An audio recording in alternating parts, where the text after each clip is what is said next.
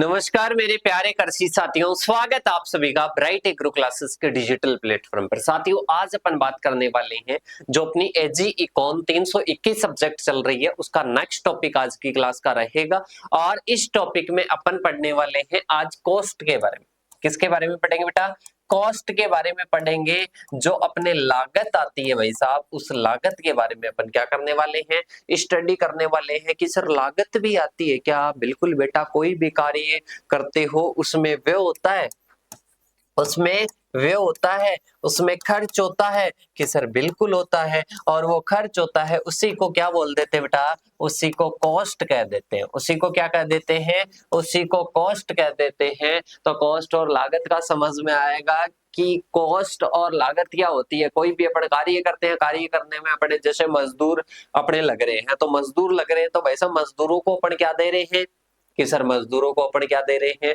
अपन पैसे दे रहे हैं। मजदूरों को पैसे दे रहे हैं तो कहीं ना कहीं अपने को क्या समझ में आ रहा है कि सर मजदूरों को अगर पैसे देंगे अपने तो वो अपना क्या है, वो अपनी कॉस्ट है। अपन बीज ला रहे हैं, खाद ला रहे हैं, उर्वरक ला रहे हैं, तो वो सारी चीजें किसमें आ जाएगी?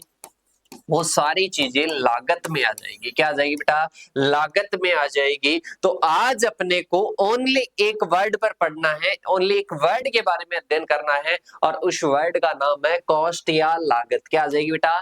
कॉस्ट या लागत आ जाएगी। आपको पूरी चीजें मैं अच्छे से समझा दूंगा। कॉस्ट क्या है, कॉस्ट को प्रभावित करने वाले कारक क्या होते हैं, कॉस्ट कितने प्रकार की होती है, सारी चीजें वन बाय वन अपन देखने वाले हैं। सबसे पहले अपन बात करते हैं जो अपने टाइप किए हुए नोट्स है हैंड रिटन। मेरे को ऐसे लगता है कि आपको हैंड रिटन नोट से बहुत अच्छे से समझ में आ जाएगा। तो सबसे पहले मैं हैंड रिटन नोट से आपको समझाने की कोशिश करता हूं, ठीक है? फिर आपको बाइलिंगुअल जो है टाइप किए हुए नोट्स भी मिल जाएंगे, उनको भी मैं आपको समझाने की कोशिश करूंगा। सबसे पहले अपने आता है क्या? कॉस्ट। कॉस्ट क्या होता है? कोई भी अपन कार्य कर रहे हैं अपने फार्म पर, उसमें अपना जो खर्चा आ रहा है ना भाई साहब, वो क्या है? कॉस्ट है या लागत है। किसी अन्य व्यवसाय की तरह ही फार्म पर भी उत्पादन के लिए कई प्रकार के व्यय या कई प्रकार के खर्च किए जाते हैं और इनको अपन कहते हैं फार्म कॉस्ट। क्या कहते हैं बेटा? फार्म कॉस्ट कहते हैं। तो देखिएगा, किसी अन्य व्यवसाय की तरह ही फार्म पर भी उत्पादन के लिए कई प्रकार के व्यय या खर्च किए जाते हैं, कई प्रकार के व्यय या खर्च किए जाते हैं, तो उन्हें कॉस्ट या लागत कहा जाता है। उन्हें क्या कहते हैं बेटा? कॉस्ट या लागत कहते हैं। अपन फार्म पर जो भी कार्य कर रहे हैं, कार्य करने के लिए अपने को कुछ खर्च करना होगा, उस खर्च को क्या नाम दे देंगे? उसको लागत या कॉस्ट नाम दे देंगे। और इसी प्रकार से एग्जाम्पल की बात बताऊं तो आप बीज लेकर आते हो, तो बीज में जो खर्चा होता है वो आपकी क्या है? कॉस्ट है। 10 रुपए का कोई सामान लेकर आए आपके फार्म पर यूज करने के लिए, तो 10 रुपए क्या है? फार्म की कॉस्ट है। अब इसके बाद में कॉस्ट के अलग अलग टाइप होते हैं। कॉस्ट के अलग अलग टाइप होते हैं, जिसमें सबसे पहला टाइप आता है, उस टाइप का नाम है फिक्स्ड कॉस्ट। कौन सी आ जाएगी बेटा? फिक्स्ड कॉस्ट आ जाएगी। और फिक्स्ड कॉस्ट किसको बोलेंगे? इसके अंतर्गत पूंजी का ब्याज, पारिवारिक श्रम, बीमा, पशुओं का जीवन निर्वाह खर्च आदि शामिल होते हैं। मतलब अपन ध्यान से समझना बेटा, ध्यान से समझना। अपना कोई फील्ड है, अपना कोई फील्ड है, उस फील्ड में फिक्स्ड का मतलब है स्थायी की। ये तो लगेगा, जो लगेगा ही, इसको तो अपन चेंज कर ही नहीं सकते। इस लागत को अपन जिंदगी में भी कम नहीं कर सकते।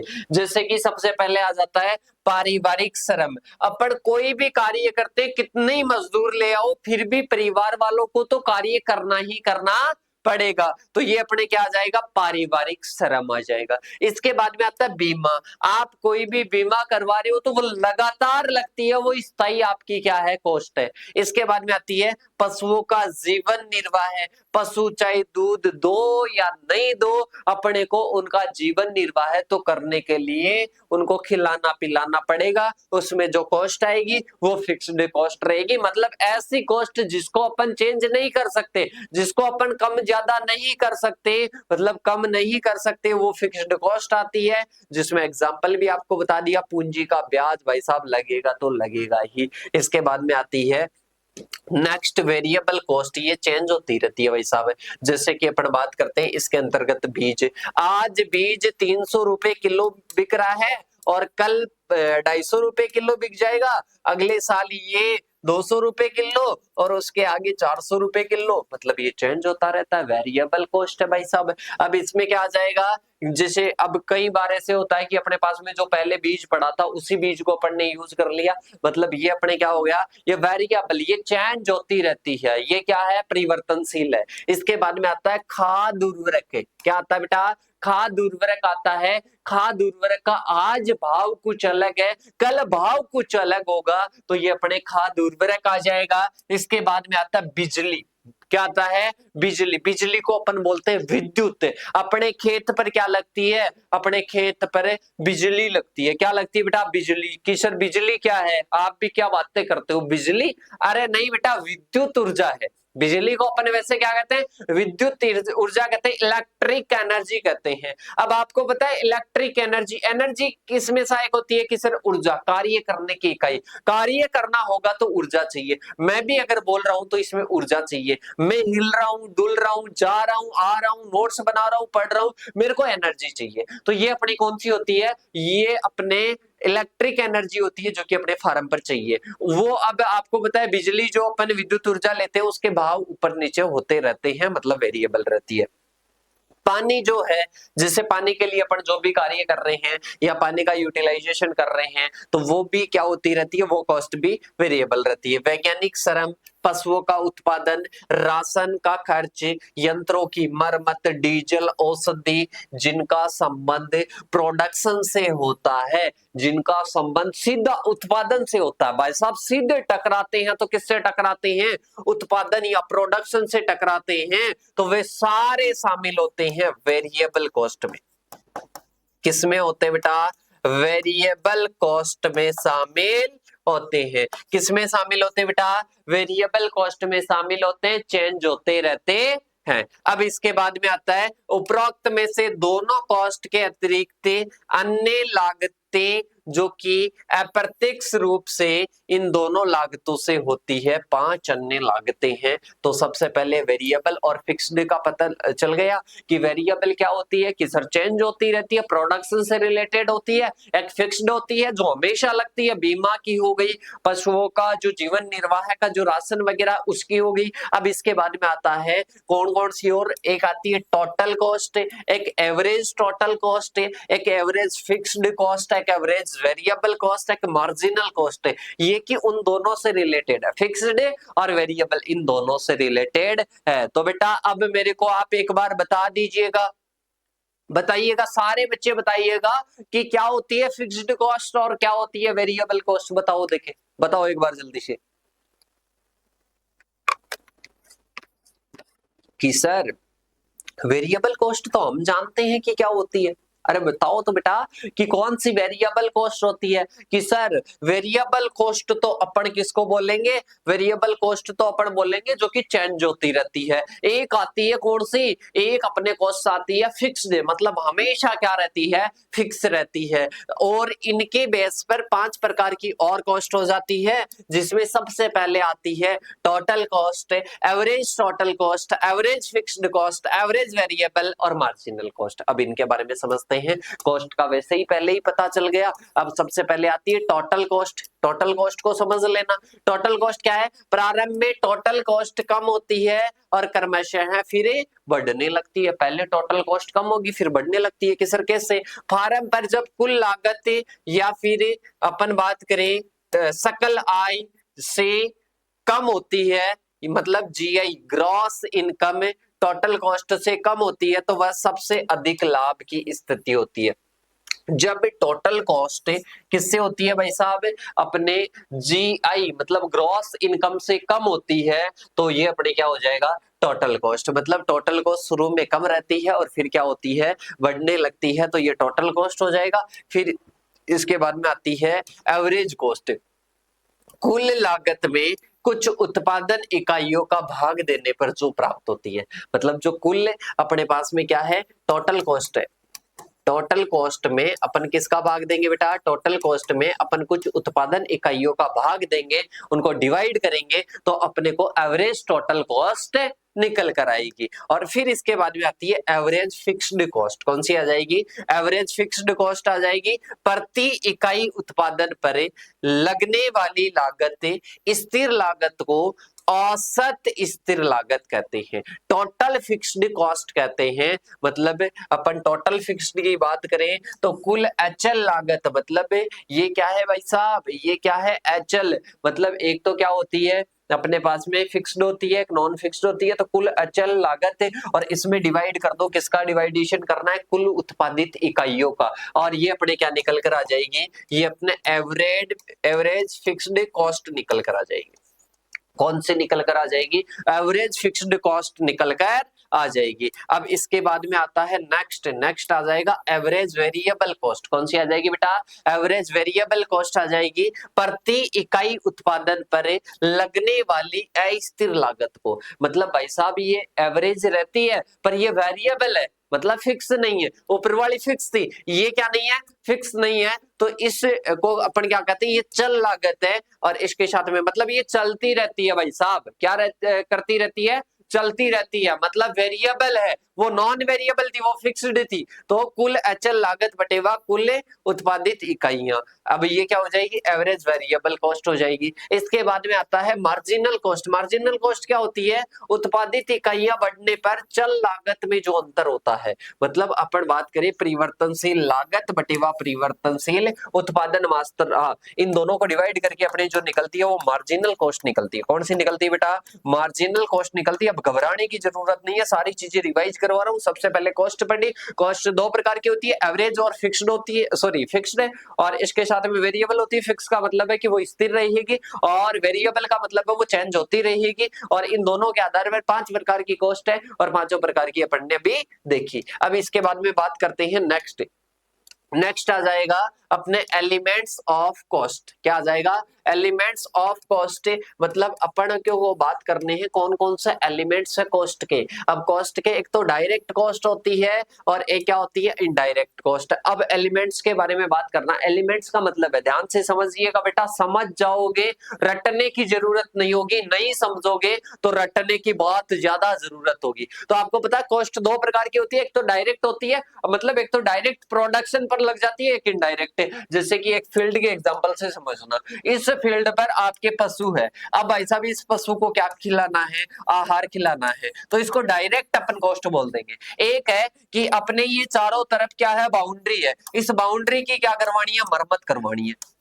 बाउंड्री की मरम्मत करवानी है। मरम्मत करवाने के लिए जो लागत लग रही है, मरम्मत करवाने के लिए जो लागत लग रही है, इसको अपन क्या बोल देंगे? इनडायरेक्ट कॉस्ट बोल देंगे। अप्रत्यक्ष लागत बोल देंगे। क्या बोल देंगे बेटा? अप्रत्यक्ष लागत बोल देंगे। तो लागत दो प्रकार की होती है, मतलब एलिमेंट्स दो प्रकार के हो सकते हैं। एक अपने डायरेक्ट होगा, एक अपने इनडायरेक्ट होगा। डायरेक्ट की बात करते हैं तो भाई साहब सीधा लगता है, प्रोडक्शन पर लगता है। इसके साथ में ही अपने आता है इनडायरेक्ट। इनडायरेक्ट का मैंने एग्जांपल दे दिया। अब कोई रटने की जरूरत है क्या कि सर नहीं है? अभी आपको वो बाइलिंगुअल वाली पीडीएफ से भी मैं बता दूंगा सारी चीजें। अब देखना, अब इसमें पूछ रहा है एलिमेंट्स। एलिमेंट्स को मैं कह सकता हूं तत्व। क्या कह सकते हैं? तत्व। आप एक चीज बताइएगा, ये अपना क्या है बेटा? ये अपना कोई बॉक्स है और इसमें क्या बने हुए हैं? इसमें खाने बने हुई हैं। तो अब मैं बोलूं कि इसके एलिमेंट्स क्या हो जाएंगे? ये खाने हो जाएंगे। इसके एलिमेंट्स ये खाने हो जाएंगे। अब कॉस्ट है, अब मैं कॉस्ट को ओवरऑल देखो कि कॉस्ट क्या है? कि सर लागत है। किस किस की लागत है? कि सर बीज की है, इसके साथ में मजदूर की है, इसके साथ में खाद उर्वरक की है। इस प्रकार से बहुत सारी होती है। ठीक है। अब अपन बात करें तो इसके अलग अलग एलिमेंट्स होते हैं, अलग अलग तत्व होते हैं, जिसमें सबसे पहले होता है ह्यूमन लेबर। पहला क्या होता है बेटा? Human labour. अब अपन अपने खेत पर, अपने फार्म पर अगर ह्यूमन लेबर लगवाएंगे, अब अगर अपन क्या करेंगे, अपना जो कोई खेत है उस खेत पर अगर अपन कोई श्रमिक लगवाएंगे तो उसको ह्यूमन लेबर बोलेंगे। फैमिली लेबर भी हो सकती है और एक्सचेंज लेबर भी हो सकती है। मतलब बात करें कि आज मैं आपके 2 दिन काम करवा देता हूं, कल आप हमारे करवा देना, दैट इज ह्यूमन लेबर, और वो भी कौन सी, एक्सचेंज। एक होती है फैमिली लेबर। फैमिली लेबर किसको बोलेंगे बेटा, फैमिली लेबर बोलेंगे अपने परिवार वाले ही मेहनत कर रहे हैं, तो दैट इज पहला अपने एलिमेंट हो जाएगा ह्यूमन लेबर। दूसरा आता है इक्विपमेंट यूज्ड, मतलब जैसे कि भाई साहब अपने को हार्वेस्टिंग करने के लिए दराती चाहिए, क्या चाहिए, दराती चाहिए। अब दराती के पैसे तो लगते हैं या मार्केट में ऐसे ही मिल जाती है, कि सर बिल्कुल मार्केट में पैसे लगते हैं, और पैसे लगते हैं तो उससे जो लागत होती है उसको अपर बोलते हैं इक्विपमेंट यूज्ड। इसके बाद में आती है material used,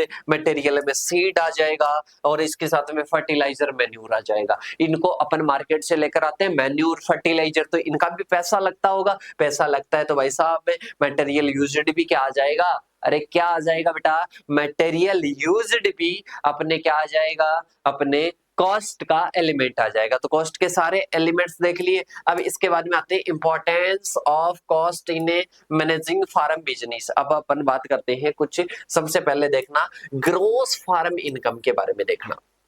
gross farm income क्या होती है, व्यवसाय में मुख्य उत्पाद उप उत्पाद से जो अपने को प्राप्त जो रिटर्न होता है, जो रिटर्न होता है, जो प्रतिफल होता है, जो कि किससे प्राप्त होता है, जो कि अपने को प्राप्त होता है मुख्य उत्पाद और उप उत्पाद से, मतलब मेन प्रोडक्ट और बाय प्रोडक्ट से जो अपने को प्राप्त होता है उसको ग्रोस फार्म इनकम कहते हैं। क्या कहते हैं बेटा, ग्रोस फार्म इनकम कहते हैं main product price plus by product price से, इन दोनों को मिला करें, इन दोनों को मिला करें अपन किस नाम से जानेंगे, ग्रॉस फार्म इनकम।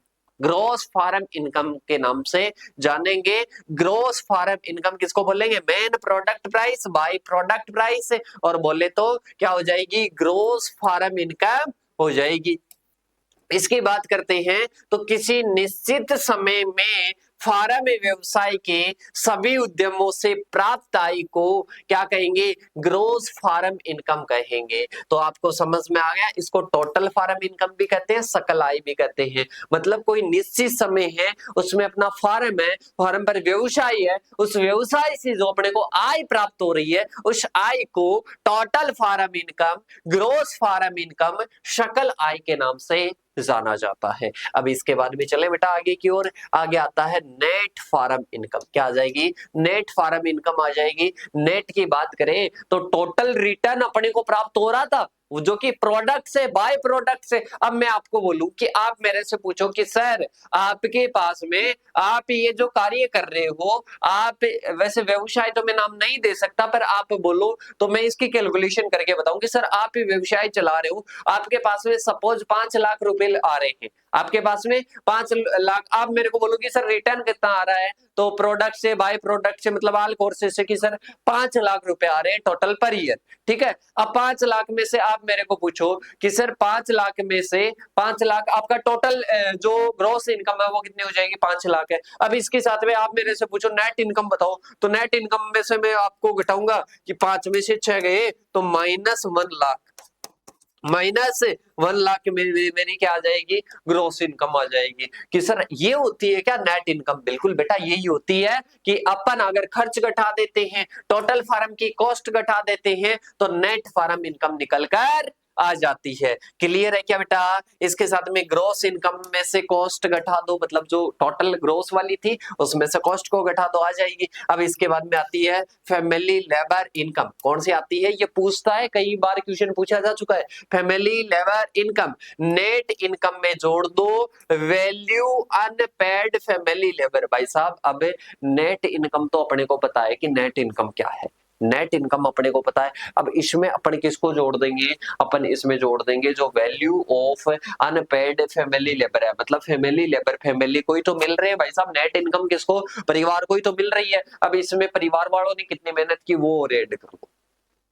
इसके बाद में आता है फार्म बिजनेस इनकम, मतलब family labour income plus interest plus working capital, ये फार्म बिजनेस की आ जाएगी। इसका कितना ब्याज है, इसके साथ में वर्किंग कैपिटल क्या है और फैमिली लेबर की इनकम क्या है, ये अपने फार्म बिजनेस इनकम हो जाएगी। तो ये अपने हो गया। अब इसके बाद में टॉपिक नेक्स्ट आ जाता है, और टॉपिक नेक्स्ट से पहले तो अपने क्या हो गया कि सर टॉपिक वाले से पहले अपने तो कॉस्ट वाले से पहले तो सारी चीजें क्लियर हो गई, मतलब कॉस्ट क्लियर हो गई। अब कॉस्ट सारी चीजें दे सकते हो कि आप कोई भी सेवा प्राप्त करने के लिए या कोई भी कार्य करने के लिए आप जो लागत लगाते हो, जो भी धन राशि देते हो, उसको लागत कहते हैं। ठीक है, कोई नई चीज है वो देख लेना। बाकी मेरे हिसाब से आई होप आप सभी को बहुत अच्छे से क्लियर हो गया। ये पीडीएफ में आपके लिए अवेलेबल करवा दूंगा। अकॉर्डिंग टू कॉस्ट इकोनॉमिक्स, मतलब अपन बात करें कि कॉस्ट, जो कॉन्सेप्ट ऑफ कॉस्ट, अपन बात करें कि सही ढंग से अपन कहाँ कहाँ पर काम में लेते हैं। मतलब अपन एक तो डायरेक्ट कॉस्ट हो जाती है, एक इनडायरेक्ट हो जाती है, इसके साथ में ही कुछ क्या होती है, इंक्रीमेंटल कॉस्ट होती है, संक कॉस्ट होती है। तो ये वाली ज्यादा डीपली नहीं पढ़नी है, जो मैंने आपको कॉस्ट के टाइप्स पढ़ाए वो ही आपको याद करने हैं। ठीक है, तो इसमें भी अलग अलग प्रकार से है, पर इतनी ज्यादा डीपली नहीं पढ़ने बेटा, वो ही पढ़ने हैं। अब बहुत सारे बच्चे जो होते हैं ना कि सर ओनली हम तो क्या करना चाहते हैं, नोट्स से पढ़ना चाहते हैं, बस प्रिंट निकलवा ले और फिर उसके बाद में पढ़ ले। तो बेटा ऐसी गलती मत करना, क्योंकि आप सभी को पता है यहाँ पर अब मैं नोट से तो पढ़ने के लिए सजेस्ट बहुत कम कर रहा हूँ, सारी चीजें आपको वहीं पर समझा दी। ठीक है, तो इसी प्रकार का होना चाहिए, क्लासेस वगैरह लेनी चाहिए, तभी आपको बहुत सारी चीजें समझ में आएगी। ठीक है, तो ये क्या है, अलग अलग बेसिस पर क्या है, इसके टाइप है, वेरिएबल वगैरह वो सारी चीजें आएगी। अब इसके बाद में इंपॉर्टेंस ऑफ कॉस्ट की बात कर लेते हैं। एक तो अपन क्या कर सकते हैं, प्लानिंग कर सकते हैं। भाई साहब अपने को लागत का पता चल जाए कि इतनी लागत आ रही है, तो अपन पूरा एक बार एनालिसिस कर लेंगे कि अपने आगे फ्यूचर में नुकसान तो नहीं होगा। तो पहले अपन प्लानिंग और बजटिंग कर लेंगे कॉस्ट के माध्यम से। इसके बाद में आता है डिटरमाइन द प्रॉफिटेबिलिटी। ये वाले पॉइंट नहीं थे तो ये उतार लेना। इसमें आता है कि अपने को लाभ डिटरमाइन करना है, लाभ निर्धारित करना है कि कितना लाभ हो रहा है, तो वो क्या हो जाएगा, डिटरमाइंस प्रॉफिटेबिलिटी। इसके बाद में आता है next, aid to decision making. मतलब ये सहायता करता है, किसमें सहायता करता है, निर्णय लेने में। किसमें करता है, निर्णय लेने में सहायता करता है, निर्णय लेने में सहायक होता है, तो ये डिसीजन मेकिंग हो जाएगा। इसके बाद में अपने आता है नेक्स्ट, और नेक्स्ट आ जाएगा कि कंट्रोल वेस्टेज। मतलब आपको पता चल जाएगा कि कहां कहां पर खर्च हो रहा है, और जो बिना काम खर्च हो रहा है, जो बिना कार्य खर्च हो रहा है, उसको आप क्या कर दोगे, उसको रोक दोगे। ठीक है, इसके बाद में आता है helps in A price fixation. मतलब ये प्राइस को फिक्स करने में भी क्या करता है, हेल्प करता है। तो ये सारे पॉइंट अपने क्या हो जाते हैं, क्लियर हो जाते हैं। ग्रोस इनकम वगैरह के बारे में मैंने बता ही दिया। ठीक है, तो अच्छे से समझ में आ गया। साथ के साथ में नोट्स बना लेना, वरना कुछ भी नहीं है। और सारे आपके टाइम टू टाइम सारे टॉपिक्स हो रहे हैं। मैराथन क्लास 1 शॉट भी करवा देंगे, पर आपको करना क्या है, अभी तक एक डेडिकेशन के साथ में खुद के नोट्स बनाने। किसी प्रकार का कोई भी डाउट है तो वो हमारे से आप क्लियर कर सकते हो। 8690596638 जो कि नंबर हर जगह पर चल रहे हैं, उन नंबर पर आप कॉल मैसेज करके हमारे से बातचीत कर सकते हो। और इसके साथ में ही नेक्स्ट टॉपिक के साथ में मिलेंगे। तब तक के लिए जय जवान जय किसान साथी।